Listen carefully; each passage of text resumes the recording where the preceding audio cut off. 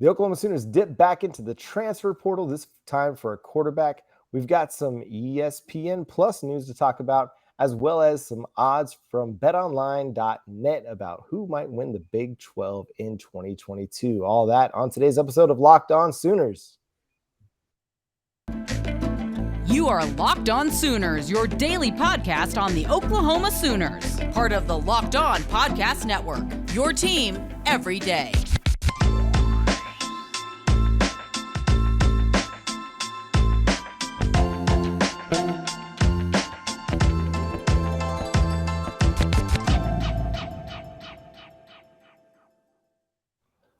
What is up, Sooners Nation, and welcome to the Locked On Sooners podcast, part of the Locked On Podcast Network, your team every day. Thank you so much for making Locked On Sooners your first listen every single day. We're free and available on all podcast platforms. My name is John Williams. You can follow me on Twitter at John9Williams. And joining me today, as he does every day, is Josh Helmer from 94.7 The Ref in Norman, Oklahoma. You can hear him from Monday through Friday from 9 to noon over there. Josh, how was your weekend, man? How you doing? Oh, it was a great weekend. Happy Mother's Day to your lovely wife and your family. I hope it was great for all of you. It was a good weekend, man. We got a Bedlam softball sweep, so that part was good. And let's see what else happened. Went and saw Doctor Strange. So life is good, my friend. Oh man, you beat me to Doctor Strange. Okay, so no spoilers. We're not going to talk about that, but I'm excited. Anyway. Yes, softball sweep, and we don't really even have time to talk about that today because we have the transfer portal, Oklahoma dipping back in. They land themselves a quarterback. A lot of the question about the quarterback situation for the Oklahoma Sooners heading into spring ball that really wasn't answered is what do we have behind Dillon Gabriel? Yes, they've got Nick Evers, a four-star quarterback out of Flower Mound, highly regarded player. He was Jeff Levy's first offer when he became the offensive coordinator here at Oklahoma. And so a guy that we should be really, really excited about. What's up, Kat? But it's also a guy that is still pretty raw from a passing perspective. He's an athletic guy. He can play on the run. And I think what we saw in the spring game in particular, is he needs a little bit more work. He's just not quite ready to be the backup. And that's okay. Like, we got a little bit spoiled with the true freshman idea. Spencer Rattler coming in and being the backup to Jalen Hurts. Caleb Williams coming in to be the backup to Spencer Rattler, and the success that those guys had. It's okay. Sometimes it takes quarterbacks time to develop, and that's all right. So the big storyline was, would the Oklahoma Sooners enter the transfer portal to find themselves a backup quarterback? We got that answer on Monday as Davis Beville committed to the Oklahoma Sooners. Now, there was some interesting Twitter shenanigans happening over the weekend where somebody took video of Brent Venables and Jeff Levy standing outside of some restaurant in Norman talking with looked like to be a recruit of some sort and some parents. Turns out that was Davis Beville. Here we are on Monday. The Oklahoma Sooners now have a backup quarterback. In theory, hypothetically, that's what he's going to be for Dillon Gabriel. He's a guy that's just played a sophomore season at Pitt behind Kenny Pickett, who went in the first round of the 2022 NFL draft. He was a Heisman finalist. So Josh, tell me what you think about this move. What does it mean for the Oklahoma Sooners? What's your thoughts? Well, first off, let me apologize for my co-star. Dave clearly wanted to get on camera tonight, so my sincere apologies for that.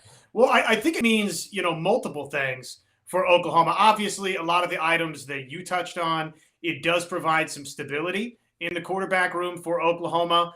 I think that it tells us that maybe this coaching staff wasn't totally comfortable with Micah Bowens, but maybe that's another discussion that we can weave our way into. But, okay, so let's say that the coaching staff is totally positive with everything that Oklahoma currently has on campus in terms of what it has in its starting quarterback with Dillon Gabriel, with Micah Bowens, with obviously Nick Evers. You just want to keep adding depth to that room, right? Okay, let's take that approach. You've got in Davis Beville here, someone who has a little bit of playing experience, not a ton, I'll admit, not totally familiar with him before obviously he transfers here to Oklahoma right now, but he is formerly a 3-star recruit according to 24/7 Sports, 18th pro-style quarterback just from 247 Sports, 22nd pro-style quarterback in the 247 Sports composite. So look, Davis Beville can play some football. He's a legitimate or was a legitimate former quarterback recruit in the 2019 class. So it just brings in somebody else that can compete for this backup quarterback job, because I don't think anybody not named Dillon Gabriel is playing quarterback this season for Oklahoma, barring injury. But hey, I welcome the depth, right, at the quarterback position, the most important position on the field. And somebody like, Davis Beville, who it sounds like, just reading kind of the initial stuff here, and I'm going to be very careful with what I'm about to say here, but he's taking a Baker Mayfield approach, coming to Oklahoma, basically saying, okay, so I'm coming over from Pittsburgh. Yeah, you signed somebody in Nick Evers. You've got a quarterback commit in Jackson Arnold, who's another highly touted guy, but I want to be at Oklahoma. I think I'm good enough to come in, learn under Jeff Levy, and potentially win the job in the future. And I got to say, I dig that about him. Yeah, you want to be careful comparing anybody to Baker Mayfield, but it's the same attitude, right? He even said it in his tweet announcing that he was committing to Oklahoma. He's like, betting on myself. And you love that in a player. Like, you love a player that he sees where he might be slotted in the hierarchy at quarterback and be like, nah, I feel like I've got the skills to be able to go in and compete for a job. And yeah, you love to see it, man. And so he's a guy that doesn't have a ton of experience, only played 9 games over his first 2 seasons at Pittsburgh, of course, behind the highly decorated Kenny Pickett. But he did get an extended run in the game against Michigan State in the bowl game this past season, where he went 14 of 18 for, where was it? Some 149 yards and a touchdown and an interception.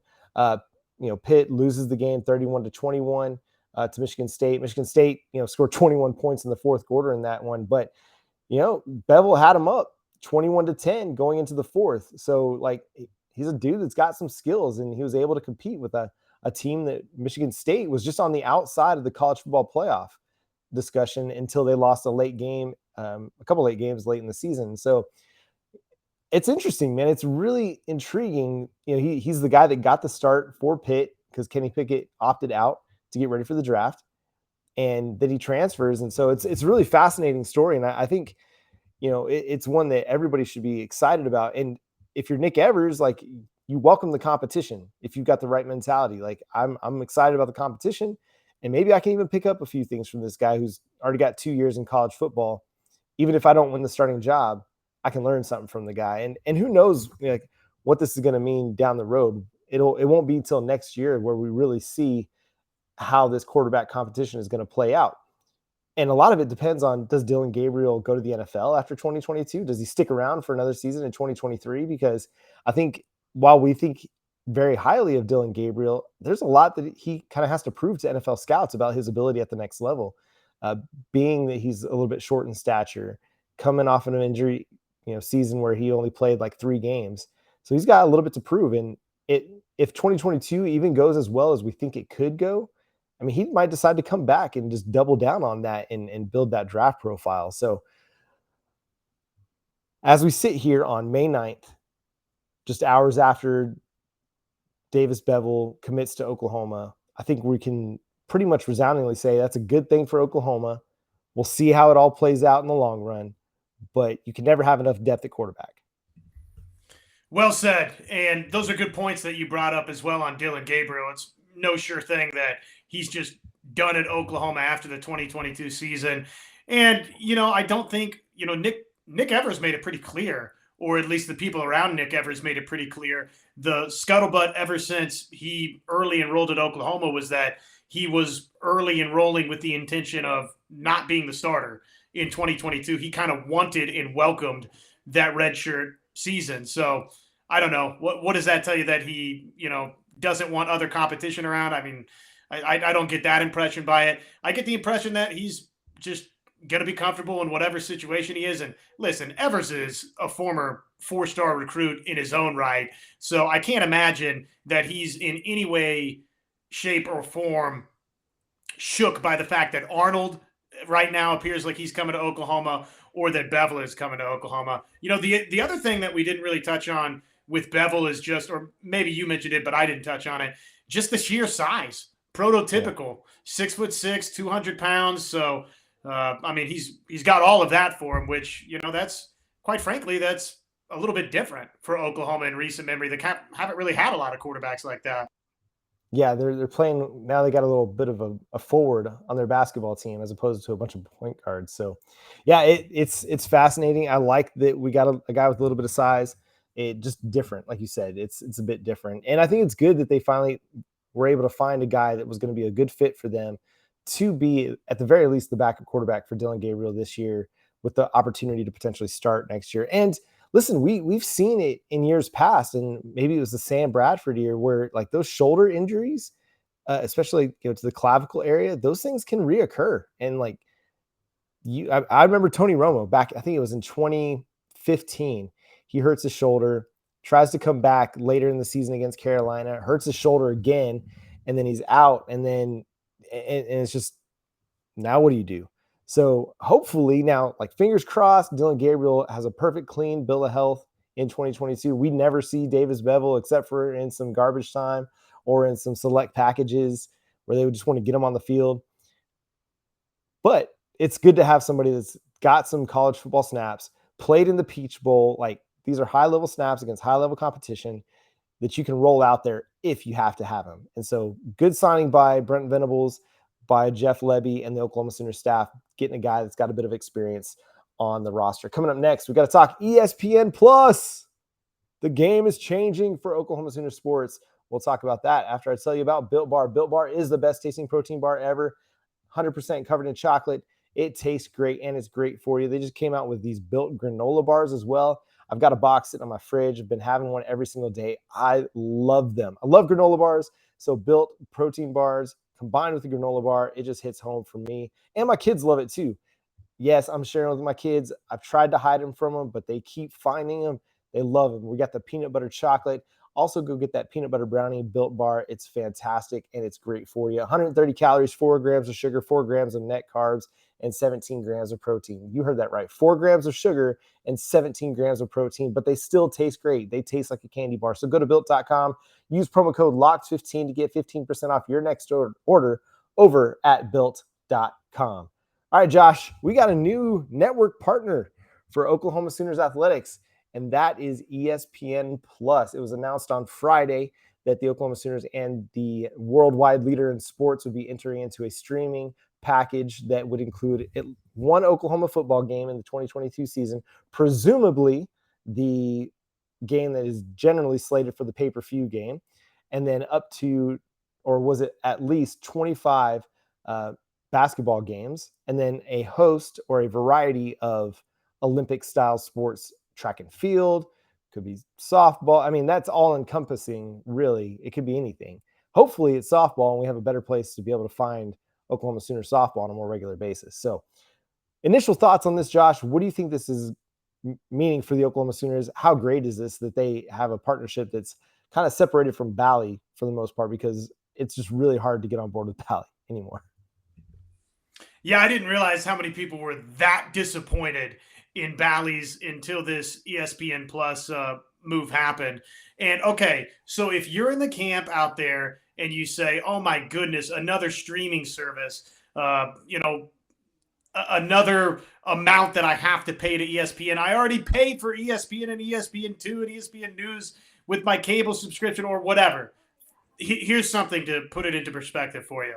That amount, if you're one of those folks out there that likes to pay and watch the pay-per-view game, the amount that you would pay for that one pay-per-view game, that's the entirety of 1 year for ESPN Plus. And not only are you getting access to everything that John mentioned, the 100 plus live University of Oklahoma events each year, the one, what used to be the pay-per-view game, the one football spring game, you're getting all of that, plus some archived content. You get access. I have ESPN Plus, so for me, it's not really much of a transition. I already own it. I've had the subscription. The 30 for 30s, the catalog that they have on there of any of those old documentaries, the amount of college baseball, college softball games, other conferences, basketball games and events going on. Guys, this is a home run deal for Oklahoma. It's fantastic. I understand where some of the outrage stemmed from, just that initial like, whoa, I gotta get another subscription. In the realm of subscriptions, this is one that if you're a sports fan and if you're an Oklahoma fan, okay, you're going to pay $7 a month. to get all of these different things of Oklahoma athletics. And, oh, by the way, it's going to have its own little landing page. How cool is that going to be for me when I flip on the PlayStation 5 and fire over to the ESPN Plus tab and it says Oklahoma Sooners? I mean, you talk about the branding aspect of it. That's huge, John. We talk so much about the Jordan brand and all these different things for the University of Oklahoma. Okay, you're going to have like your own landing spot on ESPN Plus. Are you kidding me? I mean, it's a big deal. And then there's all that speculation, right? What does it mean for that SEC exit, my friend? Yeah, and I think you have to consider it because ESPN and the SEC have such a tight relationship as it is. And ESPN just wants to get more and more SEC content on their network. And not just football. Look at the future of Oklahoma softball when it goes to the SEC. There's a lot of great teams. Arkansas, Alabama, Florida, Georgia. So many great softball teams in that conference as well that are going to pose huge matchups for Oklahoma. Like we just saw Bedlam on ESPN, ESPN2, ESPNU over the weekend. You're going to get that more regularly because there's going to be such high profile matchups between Oklahoma and some of the top teams in the country that just happen to reside in the SEC. I think it's a great deal. And listen, if Oklahoma is going to look for an early exit, it's going to be through this ESPN SEC or this ESPN Plus deal because it's going to provide more income into their pocketbooks that will allow them to negotiate and pay for that exit fee from the Big 12 that they need. I'm not saying it's going to happen. I'm sure Joe C. and Joseph Harraz are still talking about 2025 as the exit date. But if you're in negotiations, you don't let anything slip about how you're trying to leave early because that just gives the other side more leverage to hold you hostage in those negotiations. So you keep everything close to the vest. You still talk about 2025 while you're under the table. You're back channeling negotiations to get out earlier. This ESPN Plus deal is a home run for them, not just from a branding standpoint like you talked about, but if they really want to get to the SEC earlier than 2025, this is going to be the thing that allows them to do that because of the extra income that comes through being partnered with ESPN. So I love it. I love the deal. And as Josh was talking about, adding another streaming service, if you're like me, and I'm sure Josh has it too, if you've got Disney Plus, then you're one step away from having the bundle. You got to get the bundle because then you get ESPN Plus, Disney Plus, and Hulu. You get that all packaged into one, and it's only going to cost you the low price of, where is it at? I had it just a second ago, $13.99 a month. So how great is that? Like you can get all three streaming services for one in a low price. And just think of it, you get three for the price of one compared to like Netflix or YouTube TV or something like that. So I love it. I already had ESPN Plus, so it's no big deal for me. I'm just excited to be able to streamline my Oklahoma Sooners content watching into one place a little bit more. I'm a streamer. I cut the cord a long time ago when we decided to move overseas. We never got cable back, and we haven't missed it one bit. And so just having everything back on ESPN Plus is going to be a lot of fun. I like to put things, into this type of perspective. For our coffee drinkers out there, that is 2 trips through the drive-through of Starbucks or, you name it, Dunkin' Donuts, whatever. All right. I mean, with like $7 cup of coffee, that's twice, and you get all of those different streaming services. Or you could be a little bit of a high roller like myself.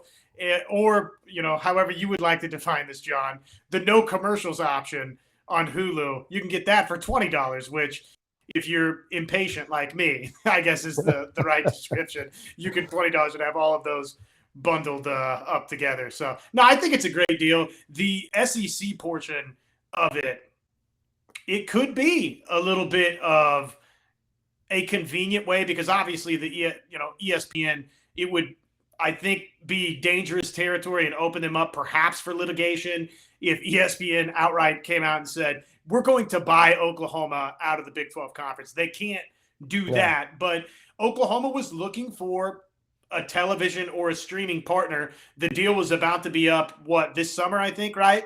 With Bally's anyways. So Oklahoma was in the market for a new platform to either broadcast on television or stream their Sooner sports properties. And this match makes sense for a bunch of different reasons.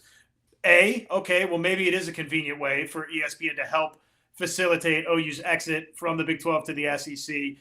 B, you needed one in general. And then C, once you get to the SEC, I mean, obviously ESPN and ESPN Plus, they've already got that built-in relationship with all of the SEC schools. So from that standpoint, it just makes it seamless, and it really made a lot of sense. So I'm fired up about it, man. I think it's going to be great. And it wouldn't surprise me to see, like Sooner Vision, that idea end up happening for a lot of the SEC teams, like in Alabama, like Georgia, LSU, where, yes, you have the SEC network that's going to be your cable access to SEC content, but from a streaming perspective, having several of the big name programs with their own landing page, I think that's a great way to continue to build the brand and build the product for all of those schools. And I would not be surprised if we start seeing more and more of that, where you get a Sooners Vision for Alabama, call it TideVision or Roll Tide or whatever. But I think I don't know. That would not surprise me one bit to see that come down the road here in a few years.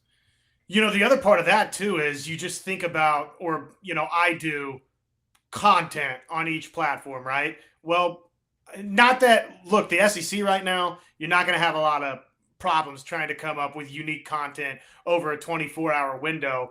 But one thing that helps you out a little bit in that department is having a Sooner Vision or having a Tide Vision or having a Go Dogs Vision. Then you just have those entrenched reporters that you can have come on the SEC network as guests for shows. It makes everything so much easier for them. Yeah, and I mean, I would love to see, like I was thinking about this the other day, I was like, I would love to see like around the horn type shows that are Sooners or SEC focused, where it's like they're just talking about SEC football, and maybe they have those. I'm not a big, like, I don't watch the SEC network a ton, mostly because Paul Feinbaum wears me out a little bit. Mostly because I got tired of hearing him on ESPN radio when I was living in Southwest Oklahoma, which I don't know why he's on in Southwest Oklahoma, but yeah, it's going to be really interesting to see how the content gets put out there and laid out. I'm sure we'll get to see, all the fun Oklahoma documentaries that we've had in the past, the Boz and things like that, but maybe even more, interesting, unique content as it relates to the Oklahoma Sooners, who, as an athletic department, already put out a lot of great media content as it is. Then you get a partnership with ESPN. Like, how fantastic is that going to be? Some of the stuff that they're already doing, maybe we see it kind of even amplified even more to where we start seeing that stuff on Sooner Vision.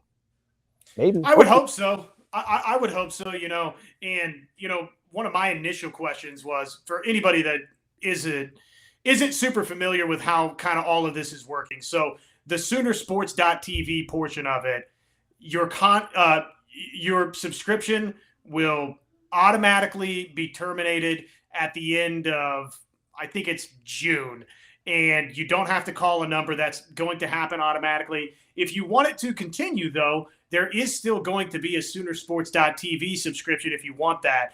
That's where some of the other archived stuff will be. For example, on ESPN Plus, okay, all of your live programming, it'll exist right there on ESPN Plus when Oklahoma men's basketball or women's basketball or softball or whoever, baseball is playing, and it'll exist there for 72 hours. And it's my understanding after 72 hours, it would then move over to Soonersports.tv. But I'm curious to see what some of that other archived content is going to be on ESPN Plus, because, man, are you kidding me? I'm such a sucker for documentaries, and I would love to have more, 50s Oklahoma content and 60s Oklahoma content. And they have so much of that over there at Sooner Vision, but don't, or haven't had, kind of the right platform maybe to share all of it. Maybe this can be that platform. And we're ready for the 30 for 30 on Baker Mayfield. I'm just saying, based on the audience that showed up to the spring game, that 30 for 30 on Baker Mayfield's transition from, high school walk-on at Texas Tech to transfer walk-on to Oklahoma. We're ready for it. The world is ready for it. The world needs it. ESPN Plus, give us the 30 for 30 on Baker Mayfield, betting on himself. All right, coming up next, we're going to talk about BetOnline's Big 12 Conference odds. But first, I want to talk to you about BetOnline. It's the number one source for all your betting needs and sports info. Find all the latest odds, news, and sports developments, including this year's basketball playoffs, Major League Baseball scores, fights, and even next season's NFL futures. BetOnline is your continued source for all your sports wagering information, from live betting to playoffs, esports, and more. So head to the website today or use your mobile device to learn more about the trends and action. BetOnline is where the game starts. All right, so our partners over at BetOnline released their Big 12 futures odds for the 2022 season. I'm going to throw them up here on the screen. If you're watching on YouTube, you'll be able to see those right there, but we'll run down the list as well. Your Oklahoma Sooners come in with the best odds to win the Big 12 championship, but they're just right there in front of Texas. So Oklahoma is considered a 7-4 favorite. So if we're going to break this down further into math, that's basically a 1.75 to 1. So for every dollar you bet on them, you get 175 back. Every 100, you get 175. Texas is a 2-1 favorite, or is number 2 in the conference at 2-1. Oklahoma State comes in at number 3 at 5-1. Baylor at 4, 15-2. Iowa State 12-1, TCU 14-1, Texas Tech 40-1, West Virginia 40-1, Kansas State surprisingly 50-1, and then the lowly Kansas Jayhawks down there at 300-1. But hey, if you're looking for a real long shot, that's some interesting value there. So, Josh, just initial takeaways here from as we're looking at the odds here on from BetOnline. Yeah, I don't know how the hell Texas is 2-1. Are you kidding me? How are their odds that high? No way. Their odds should be that good. I get it. They've got Bijan Robinson. They've got Xavier Worthy. We don't really know about Quinn Ewers yet. We know that he was a 5-star recruit and all of that, but I've not seen him throw the football in a college football game. So I'm going to reserve a little bit of judgment on them. For them to have better odds than either Oklahoma State or Baylor, to me, is a joke at this stage of the game. Oklahoma, I'm not even necessarily crazy about Oklahoma's odds right there, just because, 100 would only pay you 175. Kansas State at 50-1, I think, is a tasty long shot. That's pretty good. Iowa State, I think you're throwing your money away at 12-1. TCU, maybe if things come together for them. Other than that, I mean, that's probably sort of most of my general takeaways. Oklahoma State and Baylor, both reasonable buys. I think Kansas State, in terms of a long shot, is the best buy, and Texas at 2-1 is a joke. Yeah, Texas at 2-1. That's just asking people to give you money if you're BetOnline. I think, I get the Quinn Ewers hype. He was very highly regarded coming out of Southlake, but again, we haven't seen him put it together yet on a football field for the Texas Longhorns. They're going to be dangerous. They look like they're going to be a good team with Xavier Worthy and Bijan Robinson. But can their defense improve enough to where they're not having to win games like the old Oklahoma Sooners had to under Mayfield and Kyler Murray and Jalen Hurts, where it's 40-38 wins. You mentioned Kansas State as one of your kind of favorite long shot odds. I'm liking those West Virginia odds. They just give me vibes at 40-1 of a team similar to what Baylor was. Like a team, if there's a team that could have the turnaround that Baylor had from back end of the Big 12 to winning the conference, to me, it's West Virginia. I'm not here to predict it. I might go throw some money there on BetOnline with those odds because I just like the Jackson Dart signing. Sorry, not Jackson Dart. JT Daniels signing. My apologies. But I also really like their defensive front with Dante Stills and Akeem Mesidor. Those two dudes are legit, top 50 prospects in the 2023 NFL draft and could push for the first round because they're really, really good. Like we saw them this past year, and they gave Oklahoma's offensive line fits all game long, especially Mesidor. So like I said, if there's a team that could make that big jump from, back end of the conference to first place, to me, it's West Virginia. I agree with you. I think Iowa State, I don't get that one bit. I don't understand why people are still kind of so high on Iowa State. They lost their, 4 of their best players, 5 of their best players actually, in Mike Rose and Will Anderson, the 4th on defense, and then Brock Purdy, Charlie Kolar, and Breece Hall on offense. And yet we're still putting them kind of in the upper half of the Big 12. It just doesn't make a lot of sense to me. Hunter Deckers, he's okay. I don't see him as a really great quarterback. The Kansas State thing, I kind of get because I'm not a big believer in Adrian Martinez either. I think he's solid. I don't think he's going to be a guy that's good enough to lift them beyond the heights that Skylar Thompson was able to. I think Skylar Thompson was a better quarterback. But, Adrian Martinez is getting a lot of hype, and Kansas State is too. So, I love me some Deuce Vaughn. I'm excited to watch Deuce Vaughn again this year. I'm glad he didn't go pro, but it's a team that I just don't think they're going to be able to overcome some of the losses they had. But hey, Chris Klein is a great coach, so he'll probably prove me wrong, as he did the first year when I ran this show and picked Oklahoma to beat Kansas State, and he proved me wrong on that. So he has a knack for doing that to me. Any other takeaways on the odds here, Josh, before we get away?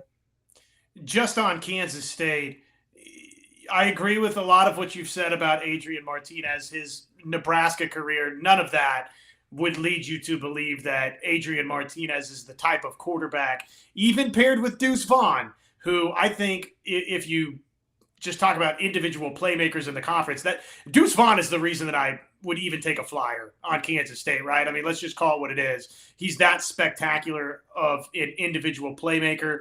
But even paired with Deuce Vaughn, Adrian Martinez's history at Nebraska would not lead you to believe, okay, this is somebody that can go win a conference championship. I'll say, though, I kind of think, and I feel like I've said this to you before in the past, Adrian Martinez at Kansas State, doesn't it just kind of seem like the type of spot that Martinez would succeed at? Mobile type of quarterback. All of a sudden, he does have Deuce Vaughn next to him.